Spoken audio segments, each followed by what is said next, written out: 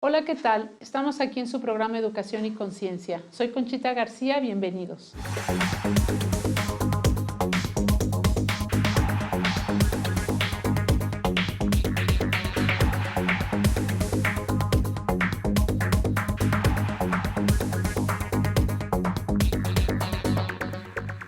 Estamos aquí en su programa Educación y Conciencia y bueno, pues estoy muy contenta porque hoy tengo una gran invitada que por fin ya se nos hizo después de cuadrar fechas y todo esto. Ella es Lucero Díaz Calzada, que ella pues es psicóloga educativa, pero además tiene la maestría en aprendizaje del lenguaje y las matemáticas, ¿verdad? Sí. Entonces, bienvenida, Lucerito. Muchas gracias por invitarme. Y bueno, pues estamos muy contentos con que haya venido ella, porque hoy vamos a hablar de un tema sumamente importante, tanto para los papás como para los maestros y pues sobre todo los niños, que son los que padecen, que es el aprendizaje, ¿no? Estos problemas de aprendizaje que se presentan y que muchas veces podemos atribuirle que la flojera o no quiere trabajar o muchos otros factores y no nos estamos dando cuenta que a lo mejor está teniendo un problema de aprendizaje, ¿no? Entonces, Lucerito, quisiera preguntarte, ¿cuáles son los principales problemas de aprendizaje que se presentan en los colegios? Bueno, existen tres grandes problemas de aprendizaje que pueden ser los que están relacionados con la lectura, Ajá. con la escritura o con las matemáticas. Ok. En general, estos son los tres grandes y de ahí se pueden desglosar otros. Ok, entonces sería con la lectura, con las Escritura. Matemáticas y la escritura. ¿Cuándo podemos detectar que hay problemas de aprendizaje? ¿En el preescolar? Normalmente, cuando empiezan la etapa escolar, más bien ya como con la educación un poco más formal, es cuando se empiezan a dar cuenta de que hay un problema, porque los niños no logran alcanzar como las expectativas educativas y entonces empiezan a tener rezagos. Entonces más bien sería como en la primaria, porque el preescolar es más lúdico, ¿no? Todavía hay muchos preescolares que todavía no están, empiezan a ver la lectoescritura, pero todavía no tan consolidada. Entonces, en primaria es cuando ya podemos ver si hay verdaderamente un problema. Y lo detecta principalmente, pues, el docente, ¿no? Claro, la primer persona que lo va a detectar siempre es el maestro. Por eso es como súper importante que siempre estén observando, que lleven un registro de sus avances, que vayan viendo como si realmente la intervención que están haciendo es suficiente o si de plano ni con eso es como lo que les puede ayudar, ¿no? Ajá. Ellos siempre son como la primer puerta como para detectar este tipo de Y una vez que se detecta que hay algún problema, ya sea en la lectura, ya sea en la parte de matemáticas o en la escritura, por ejemplo, ¿qué tiene que hacer el maestro? Pues hace sus estrategias, hace lo que él sabe hacer, pero cuando ve que esto no avanza, ¿qué es lo que sigue, Lucerito? Exacto, sí, como tú dices, lo primero es como tú como maestro tienes que modificar, ¿no? Hacer adecuaciones o adaptaciones a tus planes de estudio y a tus formas de enseñar. Si con esto tu alumno ves que no está avanzando, lo que haces es derivarlo con un especialista. El especialista lo primero que va a hacer es va a checar si no tiene un problema auditivo o un problema de visión o neurológico que pueda ser el que esté causando como el problema de aprendizaje. Además, ya el especialista le va a hacer una serie de pruebas psicológicas y pedagógicas que nos van a hablar más como en claro de cuáles son esas habilidades y cuáles son las debilidades que tiene el chico y a partir de ahí empezar a detectar hacia dónde se tiene que trabajar. Y también estas pruebas incluyen contenidos académicos y es donde tú puedes ver como si está en el nivel que se debería para su edad o no, de plano sí está muy por debajo y entonces sí estamos hablando de un problema. ¿Y cuáles pueden ser esos problemas de aprendizaje? O sea, por ejemplo, ¿la dislexia es uno? Sí, normalmente se le conoce como dislexia o disgrafía o problemas aritméticos, discalculia, perdón. Pero ahorita se hizo como una modificación y ahora se les habla como problemas de aprendizaje relacionados con la escritura, aritmética o con la lectura. Ya no va a ser, ya no tanto como dislexia. Ajá. Sí, eso tenía que ver con que es un problema que es en el desarrollo, pero se cambió el nombre. Sin embargo, puedes seguirlo mencionando. Entonces, ¿estos problemas en qué consisten? Por ejemplo, en el caso de la lectura.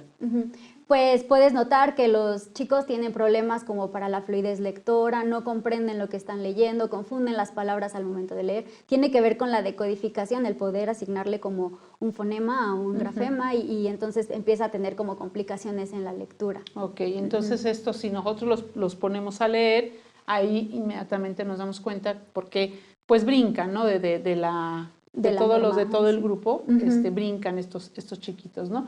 Y en el caso de la escritura. En el caso de la escritura, pues empezamos a ver que tienen problemas como para conectar las ideas al momento de escribir, muchísimas faltas de ortografía que no son como tan evidentes para ellos, no saben utilizar los signos de puntuación, no es claro lo que escriben, no tiene coherencia y entonces también hay veces que sí tenemos que detenernos y decir, ok, si se trata de un problema de aprendizaje o tiene que ver con mi forma de enseñar, ¿no? O que no le estamos dando las herramientas. Entonces sí hay que ser como muy cuidadosos porque normalmente lo que pasa ahora es que se sobrediagnostica, ¿no? Es como todos los niños tienen problemas de aprendizaje. O sea, yo veo que tiene un niño y pues que vaya con el especialista, exacto, ¿no? Sí. Entonces ahí también el profesor tiene que hacer pues uso de todas sus estrategias, de todas sus habilidades como para decir, bueno, ya agoté todo, ya ahora sí necesito que lo diagnostiquen, ¿no? Porque si no, efectivamente se vuelve esto, es como lo del TDA, ¿no? Que cualquier niño inquieto pues ya tenía TDA, ¿no? Y no es así, o sea, estamos viendo que realmente el problema puede ser, a lo mejor no un problema, a lo mejor puede ser una cuestión del aula, y no una cuestión orgánica o psicológica o de alguna, ¿no? Y a veces en el caso de, ahorita vamos con la parte matemática, pero ¿las emociones entran aquí también como para el aprendizaje? Claro, en esta parte de todo el diagnóstico y toda esta valoración de todas las áreas, se tiene que checar si no hay algo como emocional que puede estar interfiriendo, porque sí, como sabemos, las emociones tienen muchísimo que ver en el aprendizaje. Si un niño no está bien emocionalmente, no va a aprender como se debería. Entonces, por eso se hace como una valoración de todas las áreas, biológica, emocional, psicológica, para ver que todo esté como en orden y sí se puede Entonces, asociar. el docente también se puede dar cuenta de decir, bueno, pues este niño ahorita, no sé, un problema, ¿no? Acaba de morir su papá, está pequeñito, no sabe cómo, ¿no? Él ve que sucedió algo, le dicen, pero pues ellos no saben a veces vivir ese duelo, ¿no? No lloran, no, todavía a lo mejor no alcanzan a dimensionar, no lo sé, y entonces puede ser que empiecen ese tipo de problemas. Si el profesor sabe esta situación, pues también puede pensar que a lo mejor el asunto va por ahí, más que ser un problema de aprendizaje como tal, ¿no? Claro, sí. Entonces sí tiene que estar atento como a lo emocional también del niño, ¿no? Y en el problema de matemáticas, esta parte de aprendizaje en las matemáticas, ¿qué sucede ahí? Lo que pasa ahí es que, por ejemplo, el razonamiento matemático no hay. O sea, los niños no logran entender qué es lo que está pasando con los números. La escritura de números también es complicada y va un poco de la mano con la dislexia o los problemas de la escritura, de la disgrafia, perdón. También, por ejemplo, no logran como interiorizar todos los procedimientos para realizar operaciones, no comprenden cómo se va jugando este papel en las matemáticas. Y fíjate que hablando de las matemáticas, bueno, pues generalmente en las aulas uno de los principales problemas pues son las matemáticas. A nadie le gustan, o no a nadie, sino a muchos no les gusta porque siempre hay un problema con entender las matemáticas porque son muy abstractas, o sea, y entonces eso cuesta trabajo como materializarlo, hacerlo como concreto, ¿no? Entonces, ¿cómo distinguir entre una situación que va de lo normal, cotidiano, a algo que sí ya es un problema de aprendizaje? Ok, bueno, en relación a las matemáticas, sí, como tú dices, son puros algoritmos, ¿no? Entonces es como 2 más 2, pues, ¿qué es ese 2? ¿Qué significa, no? Entonces, desde chiquitos, ahí tiene que ver con la enseñanza. Si desde chiquitos tú les enseñas como en un sentido, en un contexto, o sea, las matemáticas, no sé, contando con dinero, jugando al mercadito, lo que sea, los niños van entendiendo que ese número 2 representa algo, ¿no? Que es una cantidad de objetos y entonces conforme van creciendo van haciendo como esa asociación. Okay. Si ya es un niño que va en primaria y estás viendo que tiene problemas, puedes regresarte un poco y ver si con estas estrategias de hacerlo un poco más concreto, le ayudan y puede mejorar. Si de plano tú ya agotaste como todos estos recursos y no puede como interiorizarlo y no lo entiende bien, ya podrías como derivarlo para que hagan una valoración. Pero sí, normalmente ya en primaria como que dicen, no, ya no es necesario utilizar material, ¿no? Ya no es necesario representarlo con imágenes, con lo que sea, y entonces se van directo al algoritmo y se pierde todo el contexto. Exacto. Entonces hay que tener como cuidado en esa parte. Y que eso es el problema de las matemáticas que tiene, o sea, por eso es que a nivel ya cuando estás en secundaria, preparatoria, que que pues suele haber altos índices de reprobación en esas materias, sobre todo en matemáticas, pues viene mucho de eso, ¿no? Que te vas al algoritmo. Yo recuerdo, y te va a dar un poco de risa, pero fíjate cómo es que no se pensaba antes eso en las matemáticas. Yo estudié química y en química, bueno, pues llevamos 10 cursos de matemáticas, ¿no? Y llevamos física y llevamos química y todo esto. Y termino yo mi carrera, después no trabajé en otros lados, pero ya después de tener a mis 3 primeros hijos, que ya el chiquito se fue al kinder, es cuando yo digo, pues yo quiero dar clases porque ya había tenido una experiencia y a mí me gustó y combina muy bien con mis horarios, ¿no? Entonces, por mi carrera, pues yo daba clases de matemáticas, de física y de química, ¿no? Y pues yo enseñaba el teorema de Pitágoras, ¿no? Y entonces, pues ¿cómo me lo enseñaban a mí? Aprendido, de memoria, ¿sí? La suma del cuadrado de los catetos es igual al cuadrado de la hipotenusa, ya. Y entonces, pues así lo enseñaba yo y les ponía la fórmula, ¿no? Y ese es el teorema de Pitágoras y nos va a ayudar a resolver en un ángulo recto o en cualquier cuestión, una distancia, etcétera, ¿no? Para resolver muchos problemas. Pero en una ocasión me fui a México a un curso y estaba la Semana Nacional de Física y entonces era en la UNAM y estábamos nosotros ahí y nos dijeron, no, pues aquí está cerca, en la de matemáticas, y están, por si quieren ir a dar una vuelta, hay una exposición, no sé qué. Bueno, fuimos y con el geoplano, que empezaba en aquel tiempo a salir, nos explicaron cuál era el teorema de Pitágoras, ¿no? Y entonces hicieron un ángulo recto, hicieron el cuadrado de lo que es el cateto, un cuadrito de lo que es el otro cateto y la hipotenusa, ¿no? Y entonces yo decía, ¡guau! ¿Qué es esto?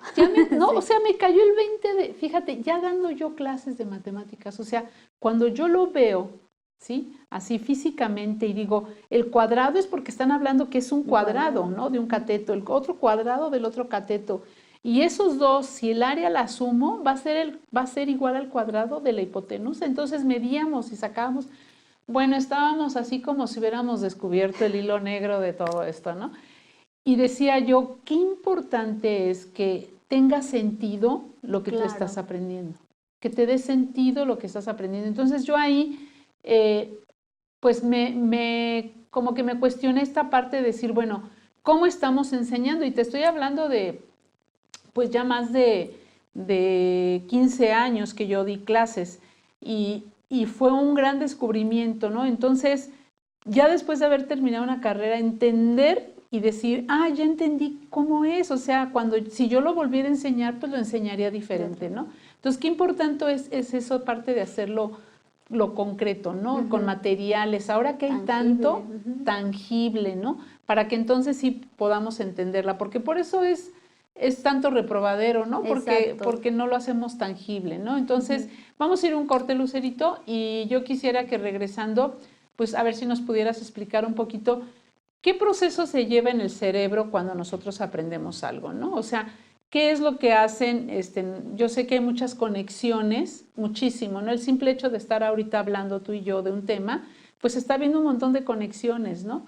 Y pues a lo mejor estamos hablando de cosas que ya sabemos, ¿no? Pero ¿qué pasa cuando yo tengo un nuevo conocimiento, cuando yo aprendo y por qué ese aprendizaje no se da normalmente, que tú ya lo decías, ¿no? Entonces ahorita que regresemos en un momentito más para seguir aquí en su programa Educación y Conciencia, estamos aquí con Lucerito Díaz Calzada. Ella es psicóloga educativa con su maestría pues en estos problemas de aprendizaje de lectura, escritura y matemáticas. Entonces, regresamos en un momento más.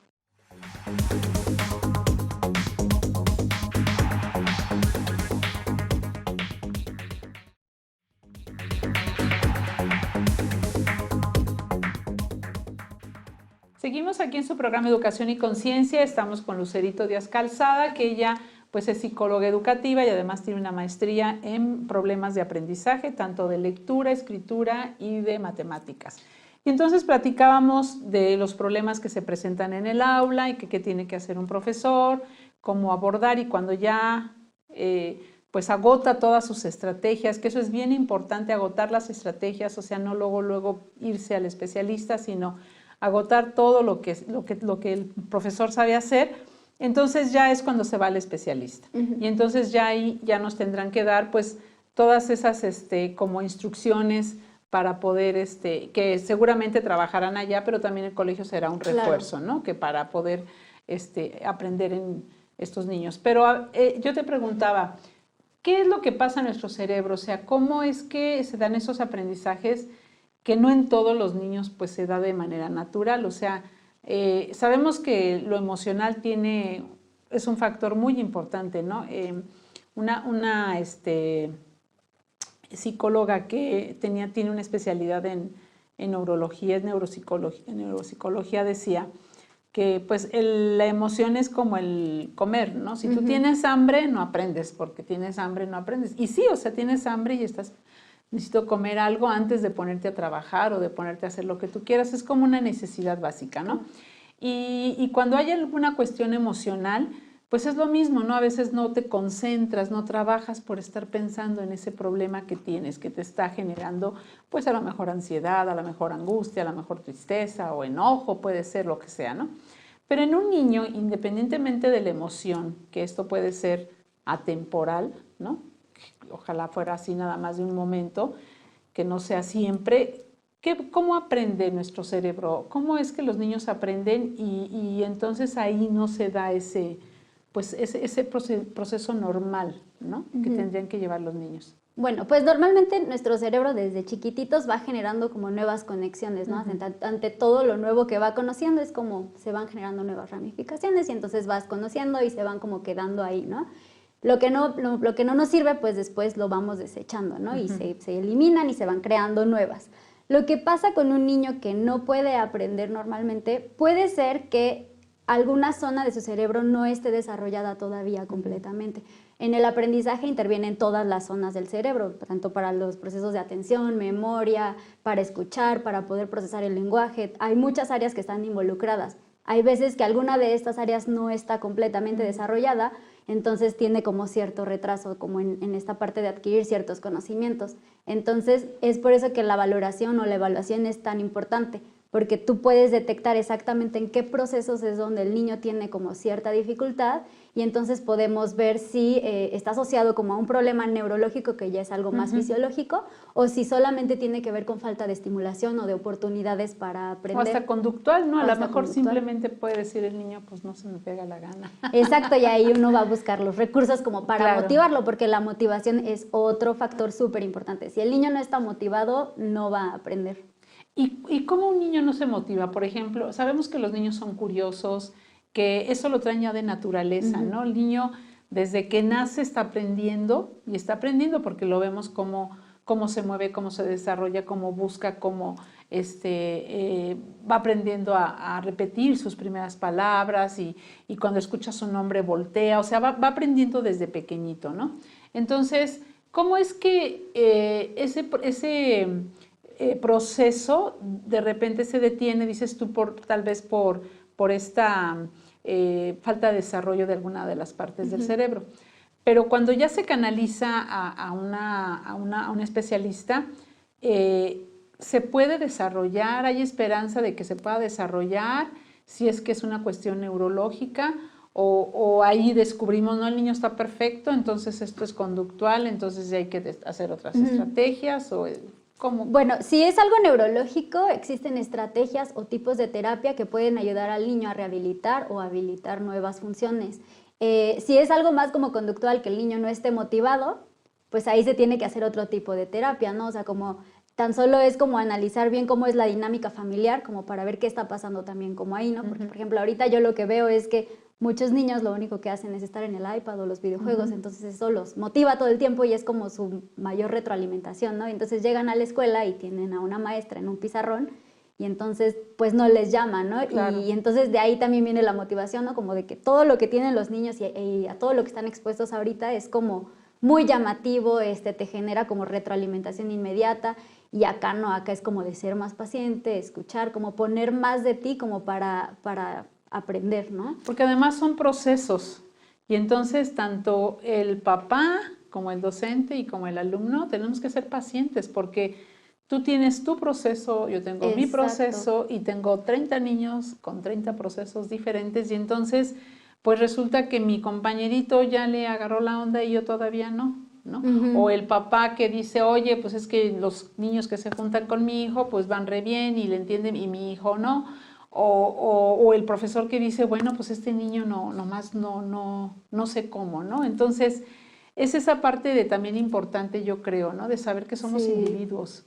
Claro, eso que dices tú es súper importante porque lo que pasa es que también suelen comparar mucho y al único que terminan perjudicando es al pobre niño que no alcanza como lo que quieren Ajá. los demás, ¿no? Entonces, desde el maestro, como tú dices, es súper importante que tenga claro que cada niño aprende a su propio ritmo y que no todos van a avanzar de la misma forma y que las habilidades de uno pueden ser las debilidades de otro y entonces Claro. hay que saber aprovechar, ¿no? Como en el salón, Ajá. todo eso que te da uno y otro no, como para poderse complementar.